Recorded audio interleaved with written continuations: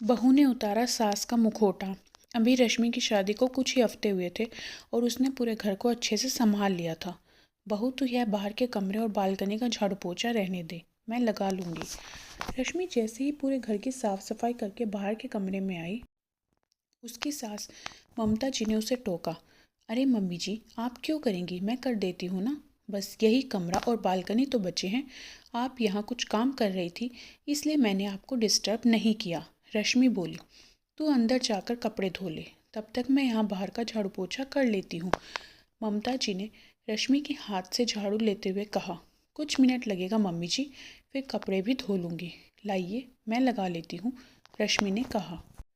नहीं नहीं, मेरी प्यारी बहू को लोगों की नज़र लग जाएगी, तू अंदर काम देख ले, ममता जी ने बड़े प्यार से कहा।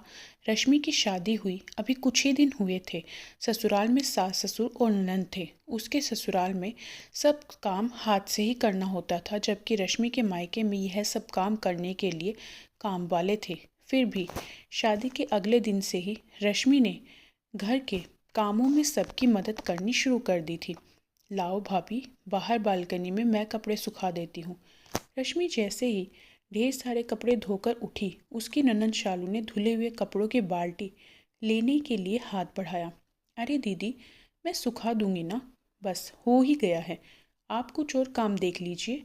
रश्मि बोली, नहीं भाभी, कपड़े मैं सुखा दूंगी। हमारी प्यारी भाभी को लोगों की नज़र लग जाएगी। आपको कुछ काम करना ही है ना, तो ठीक है, आप बर्तन मांज लीजिए, शालू ने बड़े प्यार से कहा।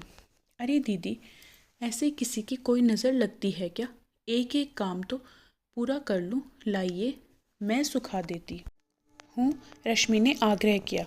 भाभी, आप नई नई हो ना, इसलिए यहाँ के लोगों को नहीं जानती, सब बहुत चलते हैं, कहीं आपको नज़र लगा दी तो।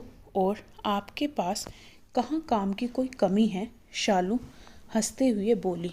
पर दीदी, अपने पड़ोस में तो सब अपने ही रिश्तेदार रहते हैं ना, रश्मि ने आश्चर्य से कहा।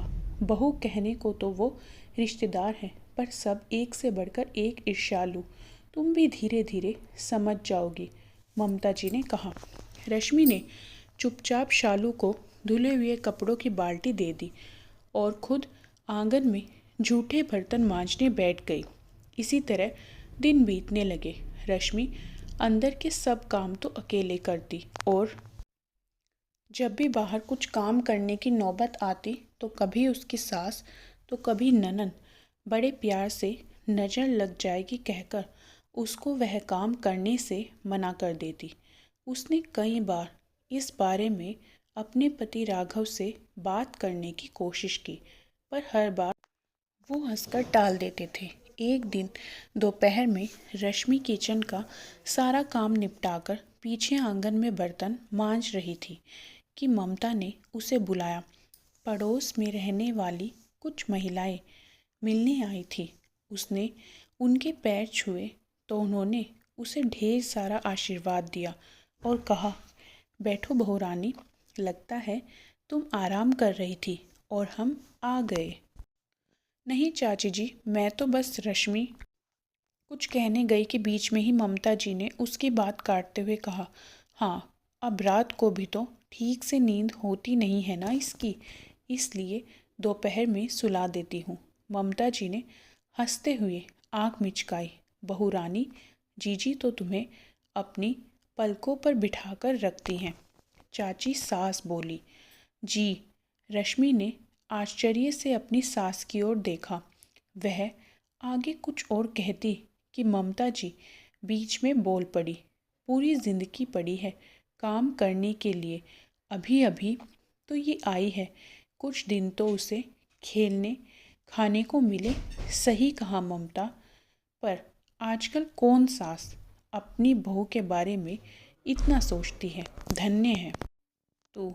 रश्मि, तू तो बहुत किस्मत वाली है, ताई सास बोली। मैं तो हमेशा ही इसको बोलती हूँ कि यही दिन है आराम करने के, फिर तो एक बार घर गृहस्थी में लग जाएगी तो कहाँ का आराम। अभी तो वैसे भी मेरे साथ शालू पूरा काम संभाल लेती ही है, ममता जी मुस्कुराते हुए बोली। यह सुनते ही रश्मि स्तब्ध रह गई। वह कुछ कहती इससे पहले ही ममता जी फिर बोल उठी, अच्छा बेटा जा, अपने हाथ से बढ़िया सी चाय बना ला। सबको अच्छा लगेगा कि बहू ने खुद उनके लिए चाय बनाई है। देख, चाय पत्ती शक्कर के डिब्बे वहीं रखे हैं। शालू जा, भाभी की मदद कर दे। ममता जी ने ऐसा दिखाया जैसे रश्मि को किचन के बारे में कुछ पता ही नहीं है। रश्मि को आघात लगा, पर वह किसी से कहती भी क्या। वह चुपचाप किचन में चाय बनाने चली गई।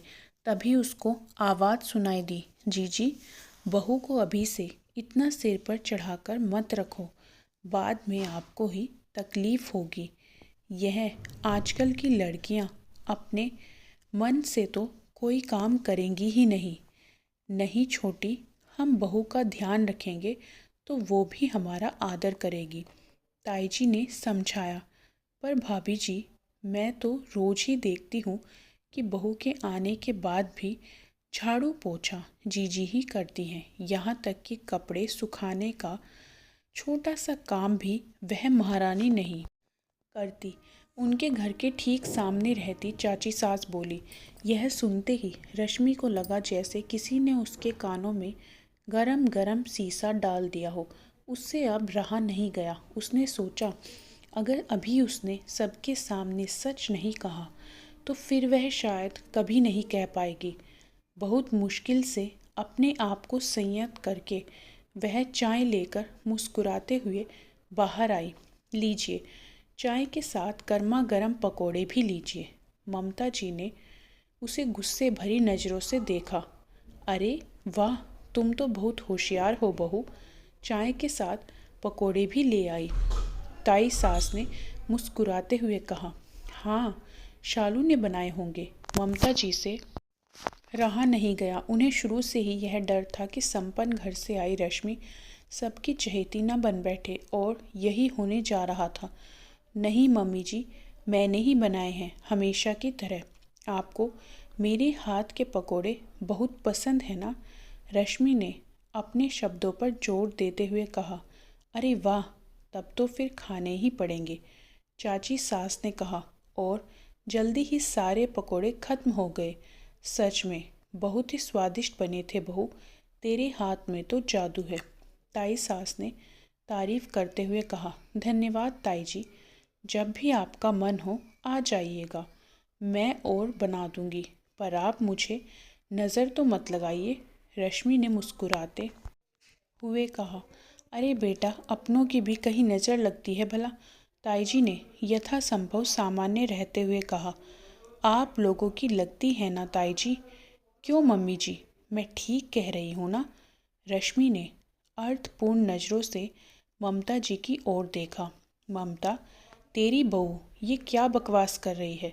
ताई जी गुस्से से खड़ी हो गई। क्षमा कीजिए ताई जी, मेरा आशय आप लोगों को दुखी या अपमानित करने का नहीं था, पर जब से मैं शादी होकर आई हूँ तब से यही सुनती आई हूँ कि तू बाहर मत निकल, अंदर के ही काम कर, बाहर रिश्तेदारों की नज़र लग जाएगी।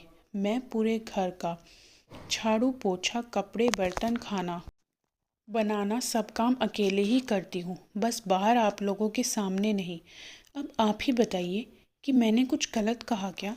सुनकर सभी महिलाएं स्तब्ध रह गई और ममता जी ने सिर झुका लिया। ममता, मुझे बहुत दुख हुआ कि तुम हम लोगों के बारे में ऐसा सोचती हो। अपने रिश्तेदारों के प्रति बहू के मन में गलत भावना भरोगी तो वह किसी से कैसे संबंध निभा पाएगी? दुखी स्वर में ताई जी ने कहा, देख ममता, मैंने हमेशा तुझे अपनी छोटी बहन माना है, इसलिए तुझे यह सब समझा भी रही हूँ।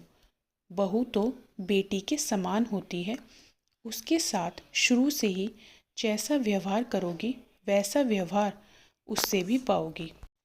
ताई जी बोली, मुझे माफ़ कर दीजिए भाभी जी। ममता जी रुआसी हो गई। माफ़ी तुम्हें रश्मि से मांगनी चाहिए, और हाँ, हमें इतना सम्मान देने के लिए धन्यवाद। व्यंग से कहती हुई ताई जी एवं सभी महिलाएं चली गई और ममता जी सिर झुकाए चुपचाप खड़ी रह गई। ममता जी ने रश्मि से माफ़ी मांगे बेटा, मुझे माफ़ कर दे, मैंने अच्छा नहीं किया। रश्मि ने सास को गले लगा लिया, बोली, मम्मी बस, अब सारे गिले शिकवे खत्म। अब हम सास बहू नहीं, माँ बेटी बनकर रहेंगे। दोस्तों, कैसी लगी आपको ये कहानी? कमेंट करके ज़रूर बताएं। वीडियो को लाइक करें, शेयर ज़रूर करें। चैनल पर पहली बार आए हैं तो सब्सक्राइब करना ना भूलें।